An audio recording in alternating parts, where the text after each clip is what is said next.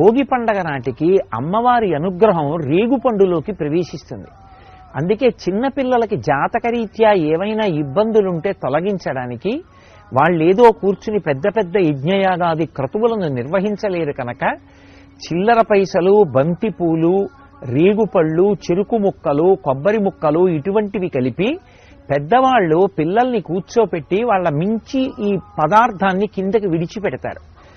ఈ పదార్థాలు వాళ్ళ తలమించి కిందకి పడిపోతే భోగి పీడ తొలగిపోయి వాళ్ళు సంతోషంగా జీవితం గడపడానికి ఏ అనారోగ్యము ప్రతిబంధకంగా వచ్చేటటువంటి అవకాశం ఉంటుందో అటువంటి అవకాశము తొలగిపోయి వాళ్ళు ఉత్తరోత్తర జీవితంలో సంతోషంగా ఉండడానికి కావలసినటువంటి వ్యవస్థ ఏర్పడుతుంది. అందుకే భోగిపీడ తొలగించుకునేటటువంటి అద్భుతమైనటువంటి రోజు భోగి పండుగ.